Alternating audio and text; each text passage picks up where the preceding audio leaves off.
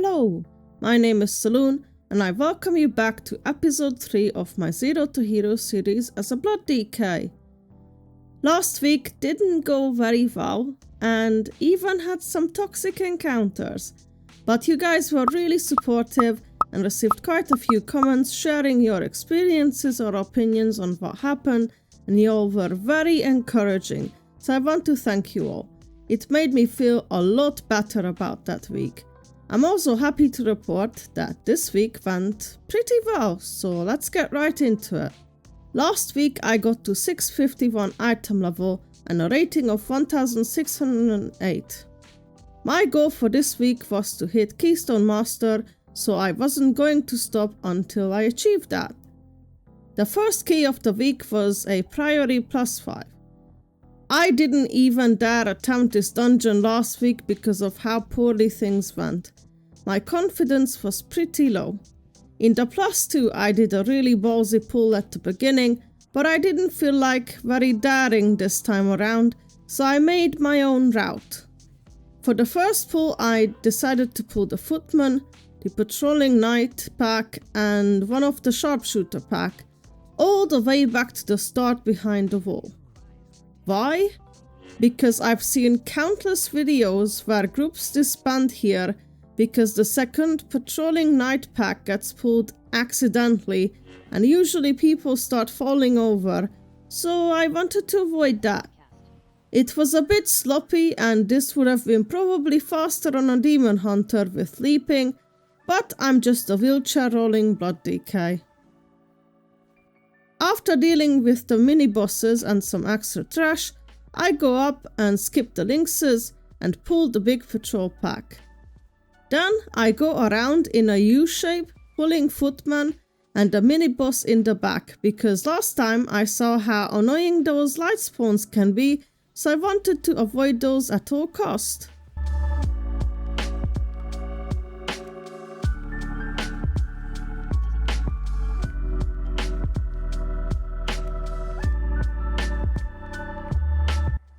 In the big hole, my route has to pull everything, but not at once of course. When we get to Brawn Pike mini boss, I try to pull them back so the patrol pack won't get pulled into it, but the Mistweaver positioned himself rather unfortunately, so he pulled it anyway. We had 2 deaths because of this, but ultimately we were able to get through this without wiping. After the last boss, we were not done. We were missing 0.5% trash, which was really annoying because we had to run all the way back to the first boss. We almost missed out on the double upgrade because of this.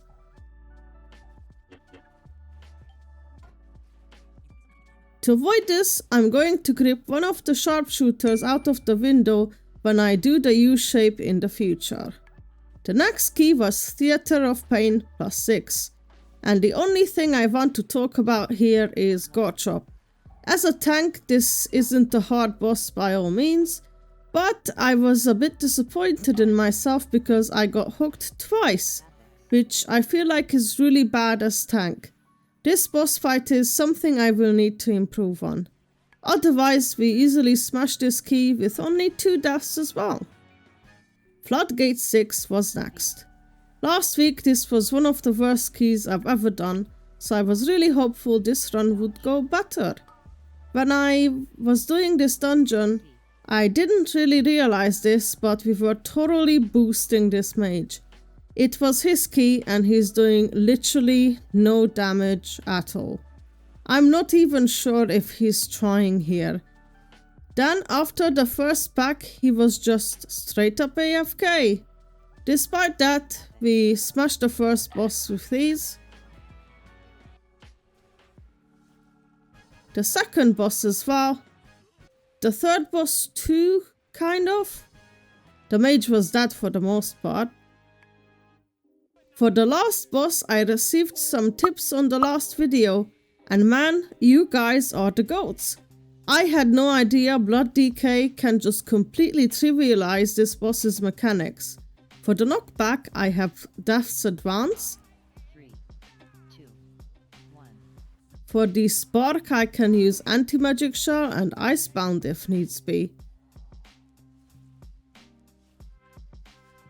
I literally never moved the boss. It was so cool. Thanks for the tips, it helped a lot.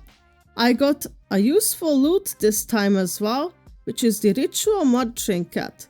This trinket gives a massive absorb shield on use, which is really good when you're pulling, I'd say. On top of this trinket, I also recently swapped to a talent point which is called Umbilicus Eternus. When my vampiric blood expires, I get a massive absorb shield afterwards.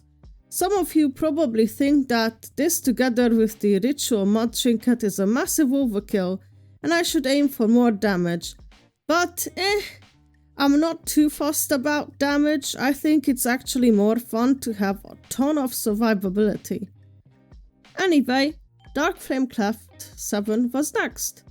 I don't see many people do this, but I've been pulling kinda small at the start here because it's less massive without the overseers knocking everything back. But I couldn't quite avoid it becoming chaotic either way, but thanks to our good healer, we didn't bite the dust to it, so overall it was fine.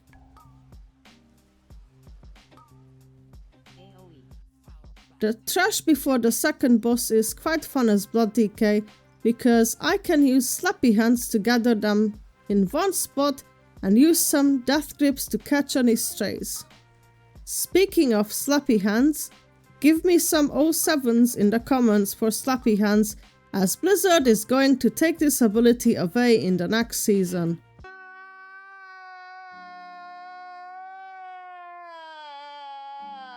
It's a shame in my opinion. I wish they kept this and took Gorfine's Grasp out instead because I never liked that ability. Thank you for voting Blood DK so I could enjoy this spell one last time. Dark Flame is also quite a linear dungeon, so route-wise there is nothing interesting I can share. I find the second boss really boring.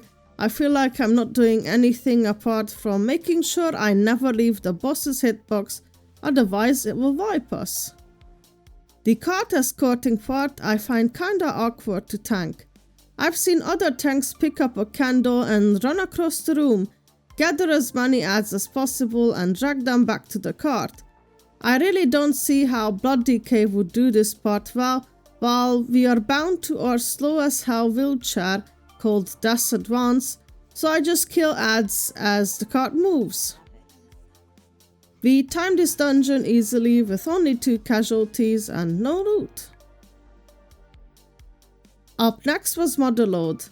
I also made a route for this dungeon.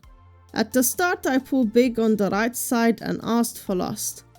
While I like to skip as many peacekeepers as possible with the box jump strat, I know that you can't expect pugs to know everything, so I'm going with a very simple route where you just have to press your W key.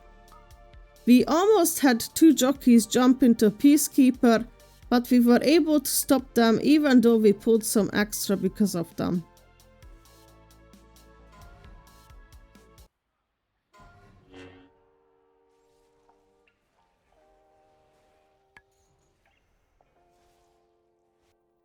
After the second boss, I pulled to the left around the building.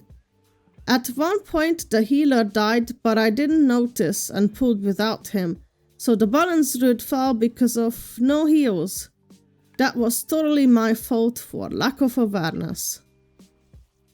Before the third boss, the healer died again, and the poor Arcane Mage didn't notice, so he used his cooldowns while we were waiting for the healer to return. I feel you, buddy. I've been there recently as well. At the end, we were missing once again 0.7% trash, and I thought, come on, not again. I was a bit annoyed by that, not gonna lie. I did a workshop 7 after, which we also easily timed without toxicity as well. The next key is Rookery 7. Once again, we have a fellow Hungarian in the group. I'm not sure how to explain his name. The EU Ragnaros server has the majority of the Hungarian players, Not sure why. And his name kind of means brained player from Ragnaros server or something like that. I've not played with Hungarians in a long time. I have nothing against my fellow countrymen. The main reason is simply that I enjoy having a lot of options when it comes to guilds. I don't like to box myself into a small slice of the player base to find people to play with. For that reason, I've always preferred international guilds. Plus, I think it's fun to interact with people from different cultures and countries. Anyway, back to Rookery. On the last boss, the warrior died at the start of the fight. We had a lot of time left, but nobody took his side, so we had ads spawning multiple times. This healer did an amazing job keeping us alive as long as he did, but eventually the group succumbed to the ad damage, so I said I'll jump off so we have a chance to time this. I briefly explained the fight for everyone to make sure we all understand why the ads kept spawning, and we managed to time it with only 26 seconds left, which is my lucky number. The last key of the week was Cinderbrew Meadery 8. This key went super well. I'd say I improved a lot on the B-boss compared to last time, where I put the pedals all over the place. This time I made sure to keep them on the side. I also managed to get the grip on the last boss as well, although I still find it a bit awkward to tank. At least this time I managed to aim the frontals onto the barrels. We had one death throughout the whole key, which is rare for this dungeon, but I also got Keystone Master out of this. The vault was kinda boring once again. I took Heroic Shoulders. After upgrading my gear, I end week 3 on 659 item level and 2039 rating. This week was super fun tanking. I'm pretty sure I upgraded every key this week and had no disbands or complaints at all. Next week I hope I can time at least 1 +10 if not more. I thank you all very much for watching. Like and subscribe if you enjoyed this video. Otherwise, I'll catch you all in the next one. Bye bye!